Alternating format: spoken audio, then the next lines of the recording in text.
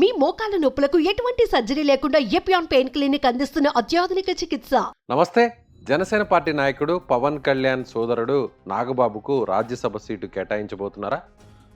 ప్రస్తుతం రాజకీయ వర్గాల్లో అదే కనిపిస్తుంది. ప్రస్తుతం గతంలో వైసీపీ తరఫున రాజ్యసభ సభ్యులుగా ఎన్నికైనటువంటి మోపిదేవి వెంకటరమణ, బీదా మస్తానరావు, ఆర్ కృష్ణయ్య ఈ ముగ్గురు కూడా ఇటీవల కూటమి ప్రభుత్వం అధికారంలోకి వచ్చిన తర్వాత ఆ పదవులకు ఆ పార్టీలకు కూడా రాజీనామా చేసినటువంటి పరిస్థితి. అంటే వైసీపీకి పార్టీకి బీదా మస్తానరావు, మోపిదేవి వెంకటరమణ రాజీనామా చేశారు. అదేవిధంగా బీసీ నేతగా ఉన్నటువంటి ఆర్ కృష్ణయ్య కూడా ఆ పదవికి రాజీనామా చేశారు. అయితే ఇప్పుడు వీరిద్దరు కూడా మోపిదేవి వెంకటరమణ అదేవిధంగా బీదా మస్తానరావు ఇద్దరు కూడా తెలుగుదేశం పార్టీలో జాయిన్ అయ్యారు. అయితే ఈ 3 పదవులు కూడా ఖాళీ కావడంతో ఇప్పుడు వీటికి సంబంధించి కూడా ఎన్నికను నిర్వహించడానికి నోటిఫికేషన్ కూడా ఇచ్చింది ఎలక్షన్ కమిషన్. ఈ 3 పదవుల్లో ఎవరికి ఇచ్చేటువంటి అవకాశం ఉందని చూస్తే ఒక పదవిని మాత్రం తిరిగి మళ్ళీ బీదా మస్తానరావుకి ఇవ్వబోతున్నారు రాజ్యసభ సీట్ను.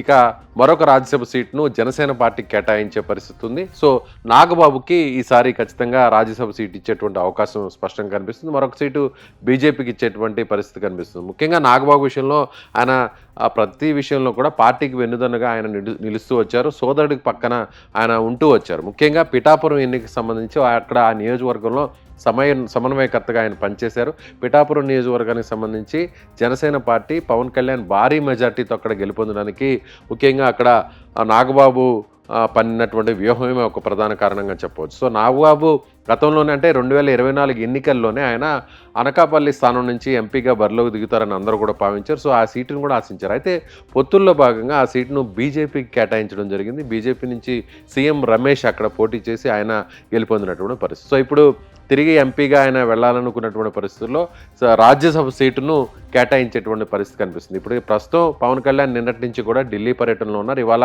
ప్రధానమంత్రితో మోడీతో భేటీ అయిన తర్వాత దీని మీద ఒక క్లారిటీ వచ్చేటువంటి అవకాశం, ఆ తర్వాత చంద్రబాబుతో కూడా ఆయన భేటీ అయ్యేటువంటి అవకాశం ఉంది. సో 3 పదవుల్లో ఖచ్చితంగా ఒక పదవిని జనసేన పార్టీకి కేటాయించబోతున్నారు. ఆ జనసేన పార్టీలో అది నాగబాబుకు రాజ్యసభను ఇచ్చేటువంటి అవకాశం చాలా స్పష్టంగా కనిపిస్తుంది. సో మీరేమనుకుంటున్నారు? ఈసారి నాగబాబుకి ఈ 3 రాజ్యసభ సీట్లలో ఒక పదవిని ఇచ్చేటువంటి అవకాశం ఉందా లేదా అనేది చెప్పాల్సినటువంటి పరిస్థితి. Thank you.